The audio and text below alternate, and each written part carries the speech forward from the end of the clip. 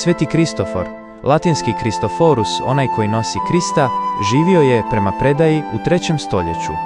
Najpoznatija legenda o njemu kaže da je bio čovjek divovskog rasta i goleme snage, koji je tražio najmoćnijeg gospodara na svijetu, kojem bi služio. Nakon što je shvatio da se i najmoćniji kraljevi boje vraga, a vrag se boji Krista, odlučio je služiti Bogu.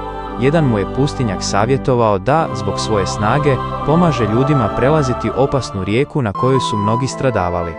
Jedne noći, malo dijete zamolilo ga je da ga prenese preko vode. Dok ga je Kristofor nosio, dijete je postajalo sve teže i teže, a voda sve nemirnija. Kad su stigli na drugu stranu, dijete mu je otkrilo da je on Isus Krist i da je Kristofor na svojim ramenima nosio grijehe cijeloga svijeta.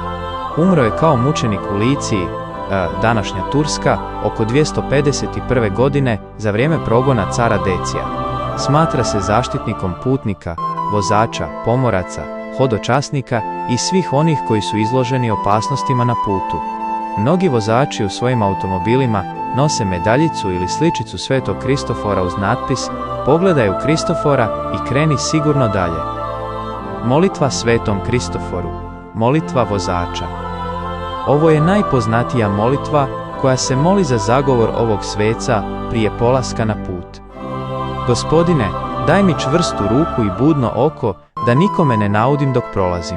Ti si začetnik života, molim te, ne dopusti da onima kojima si život dao ja nanesem bol. Pošalji svoga Svetog Kristofora da me prati i čuva na svim mojim putovima. Poštedi, Gospodine, sve one koji su sa mnom od nesreća i vatre.